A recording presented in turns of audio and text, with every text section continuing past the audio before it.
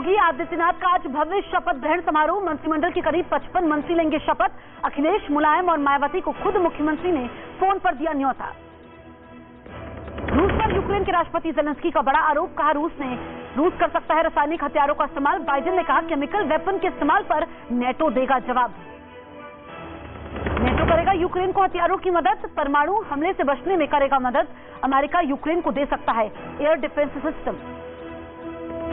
Ukraine की सेना का दावा, रूस के शिप को किया आग के हवाले। मिसाइल से किया गया हमला, रूसियों ने शिप बचाने के लिए डुबोया जहाज। आज पाकिस्तान के पीएम इमरान खान की अग्नि परीक्षा। नेशनल असेंबली में विपक्ष के अविश्वास प्रस्ताव पर चर्चा के आसार। इमरान खान की सरकार गिरना करीब करीब तय। भारत दौरे पर चीन के विदेश मंत्री आज करीब 11 बजे विदेश मंत्री एस जयशंकर से करेंगे मुलाकात। एनएसए के साथ भी हो सकती है बैठक। और अमेरिका के मुताबिक यूक्रेन के सैनिकों ने उसे इस बार एक और बड़ा झटका दे दिया। कीव पर कब्जा जमाने की कोशिशों में जुटी रूसी सेना यूक्रेन के जवानों के पलटवार की वजह से पीछे हट गई। अमेरिका ने दावा किया कि पीछे हटने से पहले रूस की सेना कीव के सेंटर से सिर्फ 20 से 30 किलोमीटर दूर रह गई थी। यानी अगर रूसी सेना और ताकत लगाती तो कीव पर कभी भी कब्जा हो जाता। लेकिन यूक्रेन के जवानों ने रूस के इरादों पर पानी फेर दिया और कीव को झुकाने के लिए उन्होंने अपनी सेना के सबसे बड़े दस्ते का भी इस्तेमाल किया था। कीव से सिर्फ 90 किलोमीटर दूर बेलारूस से पुतिन ने 64 किलोमीटर लंबा सेना का काफिला रवाना किया था। पुतिन के उस खतरनाक दस्ते में टैंक, बख्तरबंद गाड़ियां और सैकड़ों जवान शामिल थे, जिन्होंने कीव के पास पहुंचते ही ताबड़तोड़ हमला शुरू कर दिया। रूसी मिसाइलों की मार ने कीव शहर को उजाड़ कर रख दिया। कीव के कई इलाके तो पूरी तरह खंडहर में बदल गए, लेकिन यूक्रेन के जवानों ने हार नहीं मानी। उन्होंने रूस के सैनिकों को कीव शहर के पास से फिर 55 किलोमीटर दूर खदेड़ दिया, जिसमें यह बात तक कही गई कि पुतिन की सेना इसका अभ्यास भी कर चुकी है। रूस छोटे परमाणु हथियारों का इस्तेमाल क्यों कर सकता है, इसके पीछे की दलील को भी रखा गया। वजह यह बताई गई कि रूसी सेना यूक्रेन युद्ध 1 महीना खिंचने से हताश हो चुकी है।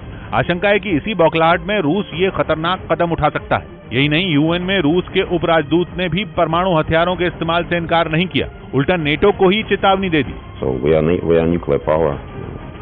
यही नहीं, 2 दिन पहले पुतिन के प्रवक्ता ने भी अमेरिकी न्यूज चैनल CNN को दिए इंटरव्यू में कहा था कि अगर जरूरत पड़ी तो रूस परमाणु हथियार चलाने से पीछे नहीं हटेगा। If it is an existential threat for our country, then it can be used. यानी लगातार 2 दिनों में 2 बड़ी परमाणु धमकियां आईं, वो भी रूस के बड़े अधिकारियों की तरफ से, जिसमें रूस की ओर से यूक्रेन पर बैस्टियन कोस्टल मिसाइल सिस्टम से हमला होता दिखा। महज 20 सेकंड में एक के बाद एक 3 बैस्टियन मिसाइलें यूक्रेन पर दागी गईं।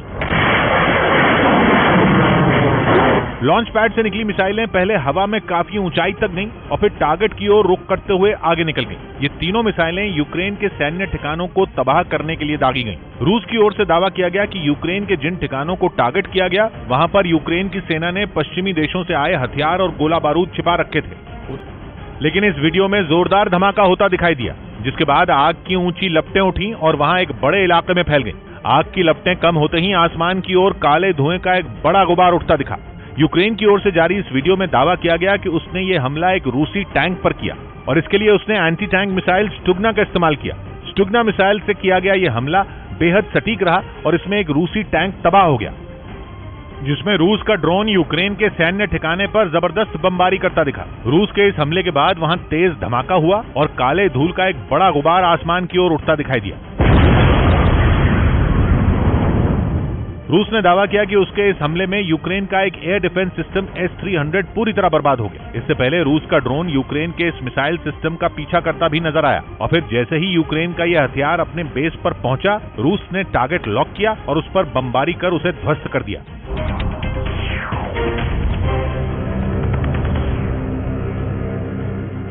दिखा कि रूसी सेना के काफिले में सबसे आगे चल रहे एक टैंक को निशाना बनाया गया। यूक्रेन की सेना ने हमला कर उस टैंक की परखच्चे उड़ा दिए। ये धमाका इतना भयानक था कि उसे देखकर ऐसा लगा मानो वहाँ कोई ज्वालामुखी फटा हो। धमाके के तुरंत बाद धुएं का गुबार आसमान तक फैल गया। वहीं थोड़ी ही दूर पर रूसी सेना का एक और टैंक भी दिखाई दिया।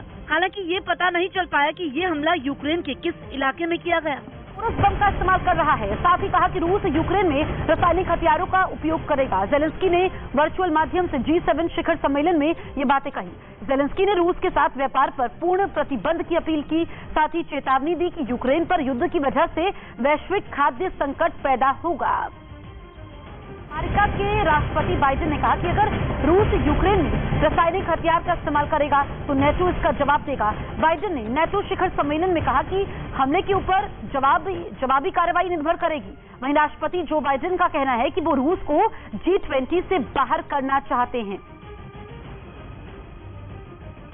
अमेरिकी जिसमें यह बात तक कही गई कि पुतिन की सेना इसका अभ्यास भी कर चुकी है। रूस छोटे परमाणु हथियारों का इस्तेमाल क्यों कर सकता है, इसके पीछे की दलील को भी रखा गया। वजह यह बताई गई कि रूसी सेना यूक्रेन युद्ध 1 महीना खिंचने से हताश हो चुकी है। आशंका है कि इसी बौखलाहट में रूस ये खतरनाक कदम उठा सकता है। यही नहीं, यूएन में रूस के उपराजदूत ने भी परमाणु हथियारों के इस्तेमाल से इनकार नहीं किया, उल्टा नेटो को ही चेतावनी दे दी। यही नहीं, 2 दिन पहले पुतिन के प्रवक्ता ने भी अमेरिकी न्यूज चैनल CNN को दिए इंटरव्यू में कहा था कि अगर जरूरत पड़ी तो रूस परमाणु हथियार चलाने से पीछे नहीं हटेगा। If it is an existential threat for our country, then it can be used. यानी लगातार 2 दिनों में 2 बड़ी परमाणु धमकियां आई, वो भी रूस के बड़े अधिकारियों की तरफ से। इस टीम ने ये प्लान तैयार कर लिया कि अगर पुतिन अपनी धमकी को सही साबित करते हैं तो अमेरिका को कैसे परमाणु हमले का जवाब देना चाहिए। इस टाइगर टीम में अमेरिका के सुरक्षा मामलों से जुड़े सभी बड़े अधिकारी शामिल हैं। ये टाइगर टीम बैठती है व्हाइट हाउस में। व्हाइट हाउस यानी अमेरिकी राष्ट्रपति का घर और दफ्तर, जहां इस वक्त दुनिया की नजर टिकी है। लेकिन बाइडेन की नजर टिकी है अपनी टाइगर टीम पर, जिसकी निगाह पुतिन की हर हरकत पर है। अमेरिकी मीडिया में जैसे ही इस टाइगर टीम की खबर सामने आई तो रूस समेत दुनिया भर में इसकी चर्चा शुरू हो गई। बेल्जियम में हुई नेटो देशों की बैठक में यूक्रेन को रूस से लड़ने के लिए ऐसे हथियार देने का फैसला किया गया जो केमिकल और परमाणु हमला होने पर उसकी सुरक्षा करे। ये जानकारी नेटो के महासचिव ने दी है। उन्होंने बताया कि यूरोप के देश रूस के हमलों से लड़ने के लिए यूक्रेन को ये हथियार देंगे, क्योंकि रूस की धमकियों से लग रहा है कि वो यूक्रेन में जीत के लिए केमिकल, जैविक और परमाणु हथियार का इस्तेमाल कर सकता है। यही नहीं, अमेरिका और नेटो के दूसरे देश यूक्रेन में एंटी शिप मिसाइल भेजने की तैयारी कर रहे हैं। इस बारे में इसलिए सोचा जा रहा है क्योंकि रूस ने कीव के पास ब्लैक सी पर हमला किया। इसके अलावा अमेरिका यूक्रेन को एयर डिफेंस सिस्टम भी देने का मन बना रहा है। वैसे अमेरिका पहले ही यूक्रेन को 8,000 करोड़ का पैकेज देने की बात कह चुका है, जिसमें आर्थिक मदद के अलावा हथियार भी शामिल हैं। कहा जा रहा है कि यूक्रेन के सैनिकों की अमेरिका के हथियार बड़ी मदद कर रहे हैं और उनकी वजह ये कि वो अब तक युद्ध में टिके हुए हैं। Allies agreed to supply equipment to help Ukraine protect against chemical, biological, radiological and nuclear threats. This could include detection equipment, protection and medical support, as well as training for decontamination and crisis management. Ukraine मतलब Belgium की राजधानी Brussels में हुई NATO की बैठक में एक बार फिर वही बात दोहराई गई जो जंग की शुरुआत के बाद बाइडेन ने कही थी। इस इमरजेंसी बैठक में जब बाइडेन पहुंचे तो उनका गर्मजोशी से स्वागत हुआ। उन्होंने ब्रिटेन और नेटो के दूसरे सदस्य देशों के प्रतिनिधियों के साथ ग्रुप फोटो भी खिंचवाई, जिसके बाद राउंड टेबल कॉन्फ्रेंस हुई। इस बैठक में सभी देशों ने यूक्रेन की मदद पर तो हामी भरी, लेकिन जब बात यूक्रेन की सेना के संग कंधे से कंधा मिलाकर जंग लड़ने की आई तो सबने किनारा कर लिया। एक ट्वीट में नेटो महासचिव ने साफ कर दिया कि नेटो देश इस युद्ध का हिस्सा नहीं बनेंगे। मीडिया से बात करते हुए भी उन्होंने कहा कि यूक्रेन को नो फ्लाई जोन बनाने का मतलब है रूस से सीधा दुश्मनी, जो नेटो देश नहीं लेना चाहते। To impose a no-fly zone means that we need to massively attack Russian air defense systems. The risk for a full-fledged war between NATO and Russia will be very high. कहा जा रहा है कि NATO देश दूर से तमाशा इसलिए देख रहे हैं क्योंकि अगर वो रूस और यूक्रेन के युद्ध में कूदे तो विश्व युद्ध छिड़ सकता है। यही नहीं, नौबत परमाणु युद्ध की भी आ सकती है। लेकिन नेटो के इस रवैये ने जेलेंस्की के सब्र का बांध तोड़ दिया। खबर है कि इस बैठक में वो यूक्रेन को नेटो में शामिल नहीं करने पर बरस पड़े और डंके की चोट पर बोले कि आगे से नेटो देश कभी ये न कहें कि यूक्रेन उनके पैमाने पर खरा नहीं उतरता, क्योंकि इस जंग में यूक्रेन ने अपनी ताकत दिखा दी और बता दिया कि वो कितना काबिल है। बाइडेन की टाइगर टीम ने मोर्चा संभाल लिया है।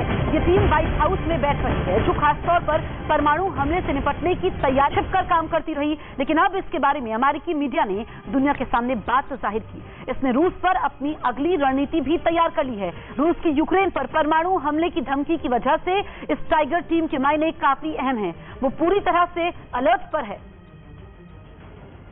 वहीं और माना जा रहा है कि भूमध्य सागर में उसका साझा युद्ध अभ्यास रूस को यही बताने के लिए किया गया। ये युद्ध अभ्यास अमेरिका ने फ्रांस और इटली के साथ मिलकर किया, जिसमें शामिल कई लड़ाकू विमानों ने एक के बाद एक आसमान में उड़ान भरी और अपनी गरज से अपने इरादे रूस को बता दिए।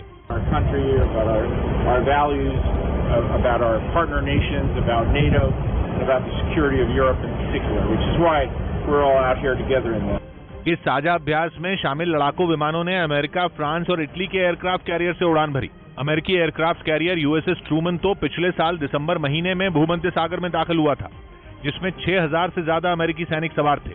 भूमध्य सागर में हुए संघर्ष के दौरान एयरक्राफ्ट कैरियर कई बार अमेरिका के काम आया।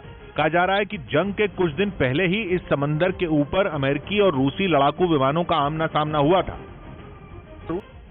लेकिन अब जब इस युद्ध को पूरा 1 महीना हो गया तो ज़ेलेंस्की पहली बार अंग्रेजी में बोलते हुए सुनाई दिए। इसमें सबसे पहले उन्होंने यूक्रेन का समर्थन करने के लिए सभी का शुक्रिया अदा किया। साथ ही उन्होंने दुनिया भर के लोगों से सड़कों और ऐतिहासिक जगहों पर जुटने की अपील की ताकि रूस के हमले पर विरोध जताया जा सके। Come in the name of peace. Come with Ukrainian symbols. माना जा रहा है कि ज़ेलेंस्की ने इस बार अंग्रेजी में ये अपील इसलिए की ताकि यूक्रेन और यूरोप से बाहर के लोगों से भी वो सीधे जुड़ सकें। उन्होंने ये बातें एक इमारत के सामने कही, जहां उनके पास एक सुरक्षा कर्मी भी नजर आया। यानी इस बार वो बंकर के अंदर नहीं दिखाई दिए। गोदाम जलकर खाक हो गया, आग की ऊंची लहरियां। यूक्रेन की ओर से दावा किया गया कि शिप पर में 200 से 300 लोग सवार थे। रूसियों ने जहाज को पूरी तरह से चलने से बचाने के लिए इसे डुबो दिया।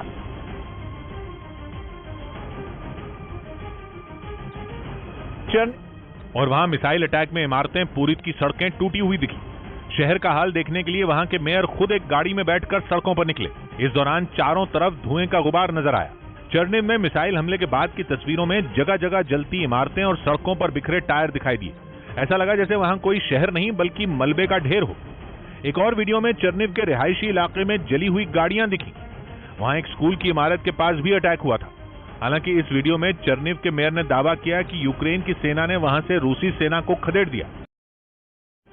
लेकिन इस वीडियो में जोरदार धमाका होता दिखाई दिया, जिसके बाद आग की ऊंची लपटें उठी और वहां एक बड़े इलाके में फैल गई। आग की लपटें कम होते ही आसमान की ओर काले धुएं का एक बड़ा गुबार उठता दिखा। यूक्रेन की ओर से जारी इस वीडियो में दावा किया गया कि उसने ये हमला एक रूसी टैंक पर किया और इसके लिए उसने एंटी टैंक मिसाइल स्टुगना का इस्तेमाल किया। स्टुगना मिसाइल से किया गया ये हमला बेहद सटीक रहा और इसमें एक रूसी टैंक तबाह हो गया। उधर रूस, जो पिछले कुछ सालों से लंदन में रह रही हैं, दावा है कि रूस के विदेश मंत्री सर्गेई लैवरोव की सौतेली बेटी पोलिना कोवालोवा का वहां अपना आलीशान अपार्टमेंट है और उसकी कीमत भारतीय रुपयों के हिसाब से करीब 40 करोड़ रुपए है। बताया गया कि इस अपार्टमेंट में swimming pool, gym, spa, cinema सब है। जबकि कोवालोवा की मां का मॉस्को में एक घर है जिसकी कीमत भारतीय रुपयों के हिसाब से करीब 50 करोड़ रुपए है। 26 साल की कोवालोवा लंदन से अपनी पढ़ाई पूरी करने के बाद वहीं बस गई। लेकिन यूक्रेन पर हमले के बाद रूस के विदेश मंत्री लावरोव और उनकी पत्नी के बीच के रिश्तों का पता चला तो उनकी जायदाद को जब्त करने की मांग उठने लगी थी। इसी वजह से अलीना के खिलाफ मोर्चा खोल दिया गया। यूक्रेन में कई लोगों ने अलीना से ओलंपिक खेलों में जीते मेडल वापस लेने की मांग उठा दी। अलीना ने ओलंपिक खेलों में 2 मेडल जीते हैं। इसके अलावा उन्होंने यूरोपियन चैंपियनशिप में 21 मेडल अपने नाम किए। लेकिन उनकी इस कामयाबी पर मानो किसी की नजर लग गई हो। कुछ दिन पहले यूक्रेन ने यह भी दावा किया था कि अलीना रूसी राष्ट्रपति की पत्नी है और उन्हें स्विट्जरलैंड से बाहर निकालने की मांग भी उठाई। इतना ही नहीं, यूके की कई मीडिया रिपोर्ट में यूक्रेन के हवाले से अलीना कबाएवा के पुतिन की पत्नी होने का दावा किया गया। कहा जा रहा है कि यूक्रेन पर हमले से ठीक पहले व्लादिमीर पुतिन ने उन्हें स्विट्जरलैंड में किसी सुरक्षित ठिकाने पर भेज दिया था। लेकिन अब वो रूस और यूक्रेन युद्ध में बुरी तरह फंस चुकी हैं। खबर है कि वहां के लोगों ने भी अलीना को स्विट्जरलैंड से बाहर निकालने की मांग तेज कर दी। बताया गया कि स्विट्जरलैंड के लोग उन्हें इसलिए अपने देश में ठहरने की जगह नहीं देना चाहते क्योंकि उनका मानना है कि अलीना के रिश्ते यूक्रेन को युद्ध में धकेलने वाले पुतिन से हैं। और ये खबर यूक्रेन की सेना से जुड़े लोगों और वहां की समाचार एजेंसियों ने सोशल मीडिया पर डाली। जब से यूक्रेन और रूस की जंग शुरू हुई है, जूलिया शिफ्ट कीव में ही है। कीव में वो एक डॉक्यूमेंट्री की शूटिंग के लिए पहुंची थी। लेकिन अब 23 साल की जूलिया ने फैसला किया है कि वो यूक्रेन की स्पेशल फोर्स में शामिल होकर यूक्रेन के फाइटर प्लेन उड़ाएंगी। इटली की पायलट जूलिया कुछ साल पहले सुर्खियों में आई थी जब उन्होंने इटली की फौज के कई बड़े अधिकारियों पर गंभीर आरोप लगाए थे। उनके साथ बदसलूकी का एक वीडियो भी इंटरनेट पर वायरल हुआ था। जूलिया ने आरोप लगाया था कि उनके साथ इटली की फौज के अधिकारियों ने बदतमीजी की और उन्हें बार बार बुली किया गया। हालांकि कोर्ट में वो अपने दावों को साबित नहीं कर पाई थी। इसी विवाद के बाद इटली की फौज के साथ उनकी पारी खत्म हो गई थी। लेकिन जूलिया फौज में ज्यादा वक्त बिताए बिना ही एक सेलिब्रिटी बन गई थी और टीवी शो में काम करने लगी थी। हालांकि यूक्रेन युद्ध ने इस पायलट को एक बार फिर अपना काम याद दिला दिया। उनका कहना है कि रूस की फौज के खिलाफ वो यूक्रेन के लिए आखिरी सांस तक लड़ती रहेंगी। दावा के और उनके बारे में ऐसी जानकारी सिर्फ किसी मीडिया रिपोर्ट में नहीं है, बल्कि अमेरिका की संसद तक को दी जा चुकी है। दावा यह है कि पुतिन केवल ताकतवर ही नहीं है, बल्कि सबसे अमीर शख्स भी हैं। पुतिन को जिंदगी में सब कुछ आलीशान पसंद है। घड़ियों से लेकर गाड़ियों तक की पुतिन जैसी कलेक्शन किसी के पास नहीं। प्लेन से लेकर यॉट तक की ऐसी अद्भुत कलेक्शन कि लोग दांतों तले उंगली दबाने पर मजबूर हो जाएं। लोग ये जानकर हैरान हो रहे हैं कि पुतिन के पास 58 एयरक्राफ्ट हैं, जिनमें प्राइवेट प्लेन भी हैं और हेलीकॉप्टर भी हैं। पुतिन की शान में सब कुछ ऐसा जैसे किसी फिल्मी कहानी में भी कभी नहीं सोचा गया हो।